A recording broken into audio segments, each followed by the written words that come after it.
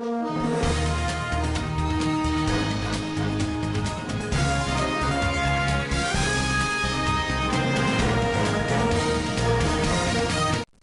मित्रांनो, आपण पाहत आहात इरविन टाइम्स। आज आम्ही तुम्हाला घेऊन चाललो आहोत भक्ती, सेवा आणि आत्ममंथनाच्या महासागरात, जिथे लाखोंच्या जनसमुदायाने एकत्र येत अनुभवला महाराष्ट्राचा 59वा निरंकारी संत समागम। सांगलीतील ईश्वरपूर रोड लगत तब्बल 350 एकरच्या विशाल मैदानात 3 दिवस चालणाऱ्या या भव्य संत समागमाला महाराष्ट्रासह देशाच्या विविध भागांतून लाखो श्रद्धाळू भक्तगण उपस्थित राहिले आहेत। समागमाच्या पहिल्या दिवशी निरंकारी सद्गुरू माता सुदीक्षाजी महाराज यांनी विशाल जनसमुदायाला मार्गदर्शन करताना सांगितले की ईश्वर सर्वव्यापी आहे, सृष्टीच्या कणाकणामध्ये तो विराजमान आहे। सदैव त्याच्या जाणीवेतून जीवन जगल्यानेच आत्ममंथन व आंतरिक यात्रा शक्य आहे। सद्गुरू माताजी पुढे म्हणाल्या की भक्ती म्हणजे केवळ उपासना नव्हे, तर स्वतःमध्ये सुधारणा करण्याची प्रक्रिया आहे। मन निर्मळ करा, नम्रता व सहनशीलता धारण करा आणि मानवतेच्या मार्गावर चालत जीवन सुंदर बनवा। ब्रह्मज्ञान प्राप्त झाल्यानंतर भक्तामध्ये दया, करुणा आणि इतरांच्या वेदना समजून घेण्याची क्षमता निर्माण होते, असेही त्यांनी यावेळी सांगितले।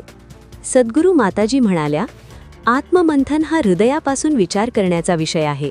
तो केवळ बौद्धिक तर्कवितर्क नाही, मानवतेसोबतच पर्यावरण रक्षणाची जबाबदारीही आपलीच असल्याचे त्यांनी ठामपणे सांगितले। समागमाच्या दुसऱ्या दिवशी भव्य आणि शिस्तबद्ध सेवादल रॅलीचे आयोजन करण्यात आले।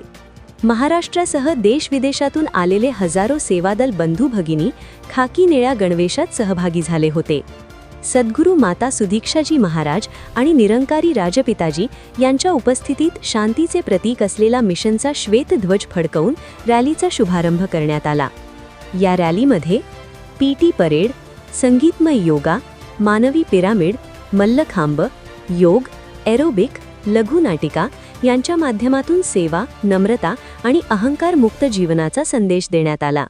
सेवादल व श्रद्धाळूंना संबोधित करताना सद्गुरू माताजी म्हणाल्या, सेवा म्हणजे केवळ काम नाही, तर श्रद्धा, समर्पण आणि प्रेमाची साधना आहे। सेवेसोबत सत्संगालाही जीवनात तितकेच महत्त्व असले पाहिजे। समागमाच्या पहिल्या दिवशी आत्ममंथन विशेषांक, गुरुदेव हरदेव पुस्तकाची नवी भाषांतर आवृत्ती तसेच अन्य साहित्याचे प्रकाशन सद्गुरू माताजींच्या हस्ते करण्यात आले। हे साहित्य समागमातील प्रकाशन स्टॉल्सवर अत्यंत माफक दरात उपलब्ध आहे। समागमात सहभागी होणाऱ्या सर्व श्रद्धाळूंसाठी दिवस-रात्र लंगर व्यवस्था, 4 कॅन्टीन सुविधा, मिनरल वॉटर सुविधा अत्यंत नियोजनबद्ध पद्धतीने उपलब्ध करून देण्यात आली आहे। मित्रांनो, हा संत समागम केवळ एक धार्मिक कार्यक्रम नसून तो मानवता, सेवा आणि आत्मशुद्धीचा महायज्ञ आहे। भक्तीचा सुगंध पसरवत लाखोंच्या मनांना जोडणारा हा निरंकारी संत समागम नक्कीच प्रेरणादायी ठरत आहे। व्हिडिओ आवडला असेल तर लाईक करा, चॅनल सबस्क्राईब करा आणि तुमचं मत कमेंटमध्ये नक्की कळवा। इरविन टाइम्स सोबत जोडून रहा।